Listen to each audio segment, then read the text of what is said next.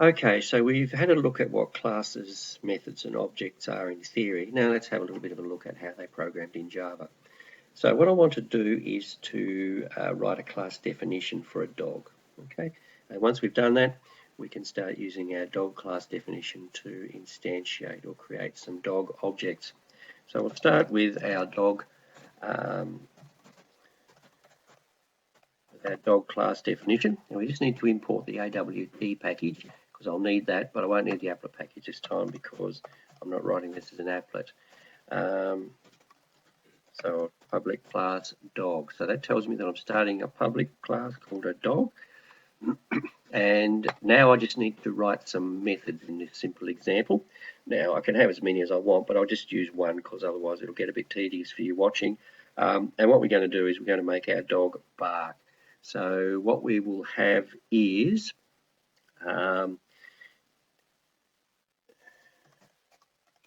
public void bark,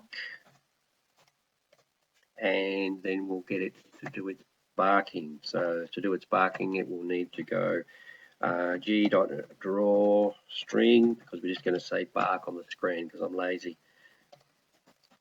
Bark. Okay, and display that, tell it where to put it, and close it off. So what we've got here is g.drawString bark. I need quotes before the bark, otherwise I'll get a problem. Okay, and close that off, close off the program. So that's written my bark method. So I've defined a dog which can now bark. Now all I need to do is compile this, and we'll see what happens. Yes, I'll just save it over the top of my last example. And oops, we've got a problem.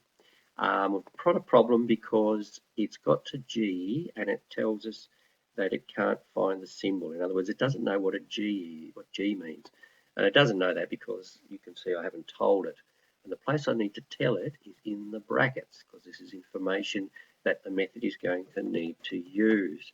So I'll put graphics G in there and then try and compile that again, and hopefully we'll be good to go this time. Yep, so that will now compile. So that gives you a little example of what happens when you get error messages in programs.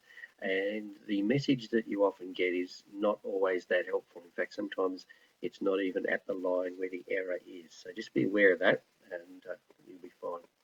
Now, that's our class definition. Now let's write our program which will actually use that class definition. So I'll click New and start again with our new class. And so I start with the Abstract Windows Toolkit package, and this time I will also need the applet package because it's going to be running as an applet. And this one's called master, and it is applet. So I'll start with that. And now the first thing we need to do is to instantiate a dog. Now this dog is going to be a terrier, and this is how you do that. You say dog, and then the name of the dog, type of dog, equals new dog. Okay, so if the dog terrier equals new dog, and that's fine, that's created our new dog. Now what we need to do is to actually paint that dog on the screen. So we will start a paint method.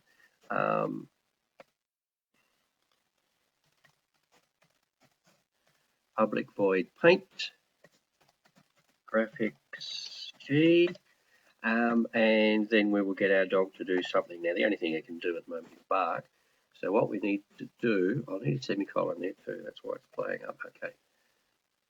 So what we need to do is to now get our dog to bark. Now the dog's a terrier, we want it to bark, so what we write is terrier dot bark, and it needs to bark onto the screen G. Okay, and that should be pretty right now. So we've instantiated a dog and we've got it to bark. So let's compile that.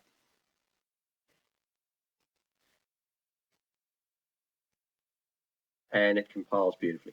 So that's got that organized. So you can see there how you instantiate an object that you've defined, and then that's how you use the methods that are in there.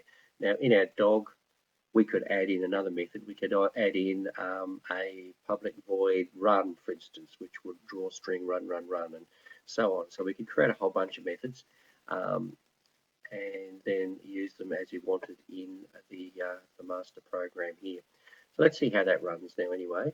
So we'll go into Tools, Run as Applet, and you'll see it produces Bark on the screen. Okay, so that's a bit of a quick introduction to classes and methods in Java. You will probably find this a little bit weird at the moment, but as you get more practice with writing Java, it will start to look a little bit more logical and make more sense to you. So if you're not fully understanding it at the moment, don't worry. Just keep pottering along and you'll get there.